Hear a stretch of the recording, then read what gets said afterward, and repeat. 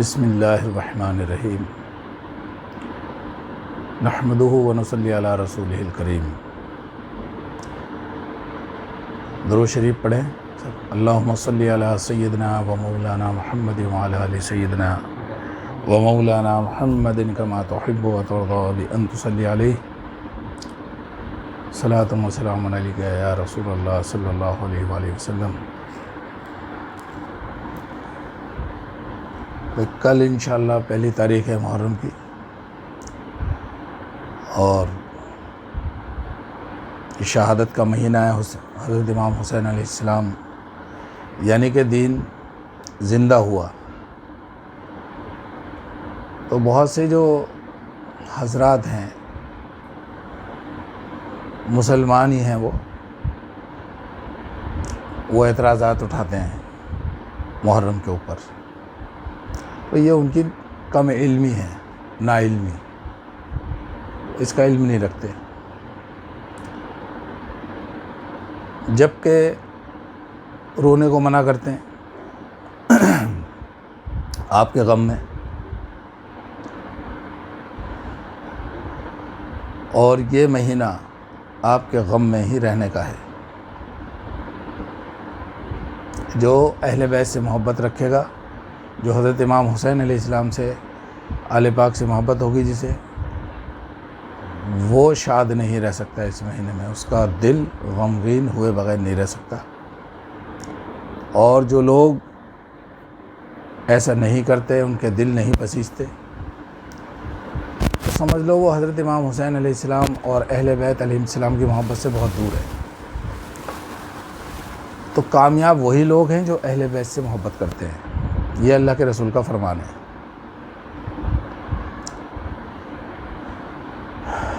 حضور اکرم صلی اللہ علیہ وآلہ وسلم نے حضرت ام سلمہ علیہ السلام سے فرمایا، حضرت ام سلمہ رضی اللہ تعالیٰ عنہ، کہ بھئی تم دروازے پہ کھڑی ہو جاؤ، میرے پاس اللہ کے فرشتے آنے والے ہیں، کسی کو اندر مت آنے دینا۔ تو آپ دروازے پہ کھڑی ہو گئی، تو حضرت امام حسن اور حضرت امام حسین علیہ السلام تشریف لائے، بچے ہی تھے۔ تو آپ نے ان کو روکا، لیکن انہوں نے ضد کی تو وہ روک نہیں سکی، تو آپ اندر آ گئے۔ آ کر کے جب آپ اندر پہنچے رسول اکرم صلی اللہ علیہ وسلم کے پاس، نانا کے پاس، تو اندر سے حضور اکرم صلی اللہ تعالیٰ علیہ وسلم کے رونے کی آواز آئی، زور زور سے۔ تو حضرت ام سلمہ رضی اللہ تعالیٰ عنہ وہ دروازے سے اندر بھاگی دیکھنے کے لیے کیا ہوا۔ تو وہ کیا دیکھتی ہے کہ حضرت امام حسین علیہ السلام کو رسول اکرم صلی اللہ علیہ وسلم نے اپنے سینہ مبارک سے چپکا رکھا ہے، اور زار و قطار رو رہے ہیں زور زور سے۔ تو آپ نے پوچھا کہ یا رسول اللہ صلی اللہ علیہ وسلم کیا ہوا، آپ کیوں رو رہے ہیں؟ تو آپ نے اسی حالت میں، اور جسم آپ کا لرز رہا تھا، روتے ہوئے اسی زبان میں فرمایا کہ میرے پاس اللہ کے فرشتے آئے تھے، انہوں نے بتایا کہ آپ کے اس بیٹے کو آپ کی امت قتل کرے گی، شہید کرے گی، وہ زمین مجھے دکھائی گئی جہاں اس کا خون گرے گا۔ تو اس غم میں آپ رو رہے ہیں، یعنی کہ ابھی تو وہ شہید ہوئے بھی نہیں، تو رسول اکرم صلی اللہ علیہ وسلم اس غم میں رو رہے ہیں آپ کے۔ تو آج کا مسلمان کیسے یہ کہہ سکتا ہے، رونے کے اوپر کیسے اعتراض اٹھا سکتا ہے؟ سرکار دو عالم صلی اللہ علیہ وسلم غم میں آنسو بہا رہے ہیں، تو کیا امت کا حق نہیں بنتا جو ان سے محبت کرنے والا ہے؟ تو بھائی اللہ پاک تازیوں کے اوپر اعتراض اٹھاتے ہیں، تو یہ شہیدان کربلا حضرت امام حسین علیہ السلام کی یادگار ہے وہ دن، جب آج بھی حضرت ابراہیم خلیل اللہ علیہ السلام، حضرت اسماعیل علیہ السلام کی سنت اور ان کو یاد کیا جاتا۔ قربانی تو تھی، اس قربانی کو آج تک امت جو ہے یاد کر رہی ہے اور اس کو منا رہی ہے، اور وہ تو قربانی ہوئی بھی نہیں۔ حضرت اسماعیل علیہ السلام کی اللہ نے ان کی جگہ دمبا بھیج دیا، اور یہاں تو حقیقت میں قربانی ہو گئی ہے، تو اس قربانی کو منانے میں کیا اعتراض ہے؟ تو یہ وہی لوگ ہیں یزیدی، بھائی انہی کو تو خوشی ہوئی اس بات کی۔ یزید کی ماں نے روزہ رکھا تھا منت کا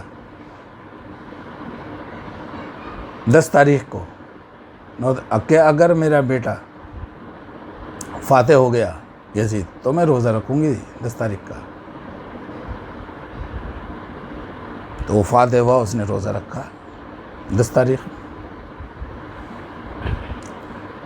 ان باتوں کو کوئی نہیں بتاتا۔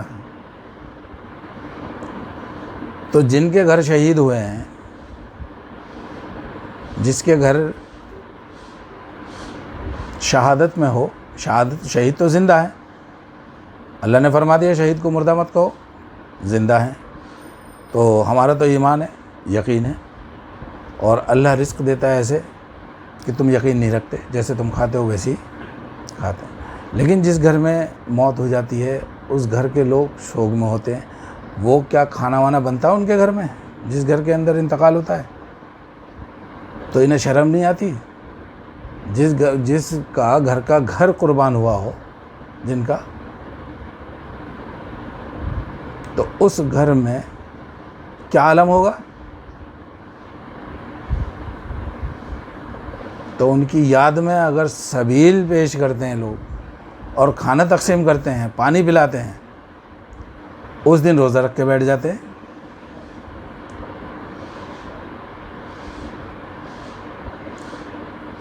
قربانی سے پہلے، شہادت سے پہلے، کربلا سے پہلے بہت سارے انبیاء اکرام کی جو ہیں 10 تاریخ سے جڑے ہوئے واقعات ہیں جو ان کی یاد میں کیے جاتے ہیں نبیوں کی۔ اور جب اسی 10 تاریخ میں کربلا ہو گئی تو اب کیا فرض بنتا امت کا؟ بٹ گئے نا 2 طرف۔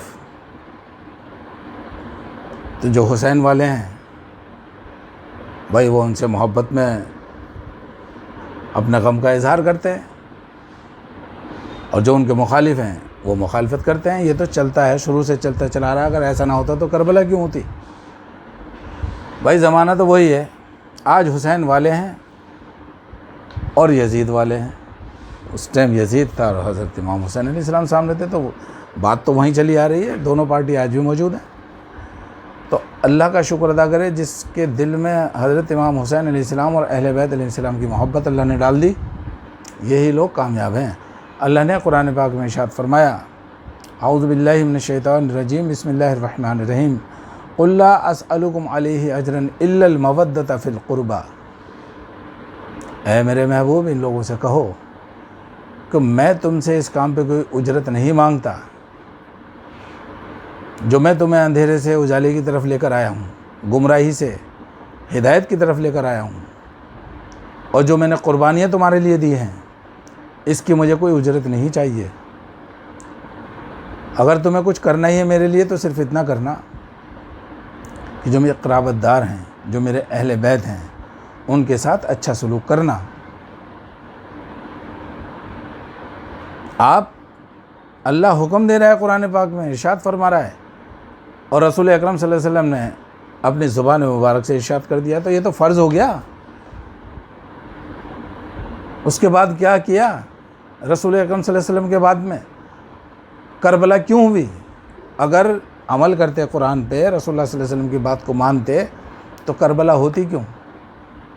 کیا اسی لیے یہی کہا تھا اللہ نے، اے میرے محبوب ان سے کہو مجھے کوئی اجرت نہیں چاہیے؟ ان سے کوئی حکومت تھوڑا ہی مانگ رہے تھے، کوئی سونا چاندی محل کچھ ایسا کچھ مانگا نہیں رسول اللہ نے، نہ اہل بیت نے مانگا۔ اللہ نے کہا ان سے کہو بس تم تو اتنا کرنا، میرے جو اہل بیت ہیں، میرے قرابت دار ہیں، ان کے ساتھ میں اچھا سلوک کرنا۔ تو سلوک دیکھ لیا کیا کیا۔ آج بھی جو مخالف لوگ ہیں وہی ہیں، یہ چولا پہنے ہوئے اہل بیت کے مخالف۔ تو ان سے ہوشیار رہنے کی ضرورت ہے، وہ چاہے کسی بھی صورت میں ہوں، کسی بھی شکل میں ہوں، شیطان ہر شکل میں آ کر کے دھوکہ دیتا ہے۔ بھائی آپ دیکھو نا، حضرت ابراہیم علیہ السلام کو کس طرح سے بہکانے کی کوشش کی اس نے۔ حضرت اماں سائرہ علیہ السلام کے پاس میں کسی اور صورت میں گیا، حضرت ابراہیم علیہ السلام کے پاس کسی اور صورت میں آیا بن کے، اور حضرت اسماعیل علیہ السلام کے پاس کسی اور صورت میں آیا ہمدرد، تاکہ بہکالے گمراہ کر دے ان کو، اللہ کے حکم سے روک دے۔ تو یہ اس کا کام ہے، قیامت تک چلتا رہے گا۔ تو جو اہل نظر ہیں، اہل دل ہیں، وہ اس کے کہنے میں نہیں آتے، اللہ کی حفاظت میں رہتے ہیں۔ تو ہم اللہ کا لاکھ لاکھ شکر ادا کرتے ہیں کہ اللہ پاک نے ہمیں اہل بیت کی محبت سے نوازا ہمارے دلوں کو، اور اللہ پاک ہر مسلمان کو، ہر کلمہ گو کو اہل بیت کی محبت سے اس کے دل کو سرشار کرے اور ان کی یاد منانے کی توفیق عطا فرمائے۔ یہ اللہ نے ارشاد فرمایا ہے کہ اللہ کی جو نشانیاں ہیں ان کو یاد کرنا، ان کی زیارت کرنا، یہ نیکی ہے، عبادت ہے۔ تو کیا حضرت امام حسین علیہ السلام کی یاد میں اگر محرم تعزیے بنائے جا رہے ہیں تو کیا یہ شعائر اللہ نہیں ہے؟ یہ بھی تو اللہ کی نشانیوں میں سے نشانی ہے۔ حضرت امام حسین علیہ السلام کی یاد آتی ہے، کربلا والوں کی، ان کی یاد میں تو اس کو بنایا جاتا ہے، نیاز ہوتی ہے، لنگر تقسیم کیا جاتا ہے، سبیلیں بٹتی ہیں۔ یہ بہت بڑا، بہت اونچا کام ہے۔ اللہ پاک اس کی توفیق عطا فرمائے ہر ایک مسلمان کو، جو اصل میں مسلمان ہیں، سالم ایمان والے ہیں، مکمل ایمان والے ہیں۔ مسلمان کا مطلب اسلام مکمل، جس دین کو اللہ نے پسند فرمایا ہے، دین اسلام کو۔ اور دین مکمل بھی جب ہوا جب حضرت مولا علی علیہ السلام کی ولایت کا اعلان ہو گیا عید غدیر میں، عید غدیر، غدیر خم کے موقع پر۔ اور عید غدیر کے دن کو غدیر کا ذکر آیا۔ غدیر کو اللہ پاک کے رسول صلی اللہ علیہ وسلم نے فرمایا کہ میری امت کی سب سے زیادہ خوشی کا دن ہے عید غدیر، 18 ذی الحجہ کا جو دن ہے، اللہ کے رسول نے فرمایا کہ میری امت کے لیے سب سے زیادہ خوشی کا دن ہے یہ۔ کتنے مسلمان جانتے ہیں اس بات کو؟ کتنے لوگ مناتے ہیں؟ اگر کوئی ان کا ذکر بھی کرتا ہے تو یہی جو اپنے آپ کو مسلمان کے ٹھیکیدار بناتے ہیں، مسلمانوں کے، کہتا ہے یہ تو شیعوں کا کام ہے، تو ادھر لے جاتے ہیں بات کو۔ تو اس بات سے ہوشیار رہنے کی ضرورت ہے۔ تاریخ پڑھو اسلام کی، قرآن پڑھو اور اس سے علم حاصل کرو، اور اگر جو نہیں جانتے ہو وہ جاننے والوں سے پوچھو۔ یہ اللہ کا، اللہ کے رسول کا فرمان ہے، جو تم نہیں جانتے وہ جاننے والوں سے پوچھو۔ اپنے دلوں کو بیدار کرو اہل بیت کی محبت میں۔ یہی وہ کشتی ہے جو حضرت نوح علیہ السلام کی مشابہت رکھتی ہے۔ اس کشتی میں جو سوار ہو گیا وہ کامیاب ہوا، بچ گیا۔ ایسے ہی قیامت تک کے لیے یہ وہ کشتی ہے اہل بیت کی محبت، جو دنیا اور آخرت دونوں جہاں میں آباد کرتی ہے۔ دنیا کی دولت ہو نہ ہو، ہمارے دل اہل بیت کی محبت سے پر ہونے چاہیے، اور اس مہینے میں ہماری آنکھیں نم ہونی چاہیے ان کے غم میں۔ کم سے کم اس لائق کے بن جائیں کہ کم سے کم ہمارے چہرے ایسے بن جائیں، ہم سرکار دو عالم صلی اللہ علیہ وسلم کے سامنے پیش ہونے لائق تو ہو جائیں۔ خاتون جنت فاطمہ الزہرا سلام اللہ علیہا کے سامنے پیش ہونے والے تو بن جائیں، کم سے کم ایک ہی آنسو اگر آنکھ سے گر جائے وہی تمہاری بخشش کا سامان بن جائے۔ اعمال تو ہمارے اس قابل ہے نہیں، اس لائق نہیں جو جن کی وجہ سے ہماری بخشش ہو جائے، گارنٹی دے سکیں ہم۔ صرف ان کی محبت اگر ہمارے دل میں ہے تو گارنٹی ہے بخشش کی۔ یہ رسول اکرم صلی اللہ علیہ وسلم نے ارشاد فرمایا اور آپ کی حدیث پاک ہے۔ جو اہل بیت کی محبت میں مرا، ایک تو ایمان کی گارنٹی ہے اس کی، وہ مومن مرے گا۔ اہل بیت کی محبت میں اگر کوئی مرا مسلمان، شہید مرے گا۔ اہل بیت کی محبت میں اگر کوئی مرا تو وہ بخشا بخشایا ہوگا، اس کی بخشش ہو چکی ہوگی۔ اس سے سستا بھی کوئی سودا ہے؟